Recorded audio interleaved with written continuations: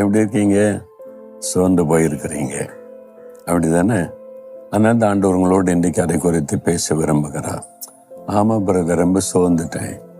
இவ்வளோ ஜெபிக்கிறோம், ஒன்றுன்னு பலனை பார்க்க முடியல, சோர்வு. எவ்வளோ பிரயாசப்படுகிறோம், ஆசீர்வாதத்தை பார்க்க முடியல, சோர்வு. இவ்வளோ கஷ்டப்பட்ட ஊழியம் செய்கிறோம், ஆத்மாக்களை பார்க்க முடியல, நன்மையை பார்க்க முடியல. இவ்வளோ கஷ்டப்பட்டு உழைக்கிறோம், ஆனால் எல்லாமே நஷ்டத்தில் தான் முடியுது, சோர்வு. இங்கே பார்த்தாலும் எனக்கு ஆபத்தாக தான் இருக்குது. மனுஷர்கள் பகைக்கிறாங்க, வெளிசூன்யம் பண்ணுறாங்க, இது மாதிரி பாடுகள் மத்தியில் தான் இருக்கிறான். என்னடா வாழ்க்கை, அப்படி மன சோர்ந்து விட்டாரு அப்படின்னு நினைக்கிறீங்களா? ஆண்டவர் ஒரு வார்த்தை சொல்றாரு, ஆபத்து காலத்தில் நீ சோர்ந்து போவாயானால் உன் பலன் குறுகினது. அப்போ ஆபத்து காலத்தில் சோர்ந்து போனால் உன் பலன் குறுகினது. அப்போ என்ன செய்யணும்? ஆபத்து காலத்தில் சோர்ந்து போகக்கூடாது, தைரியமாக நிற்கணும்.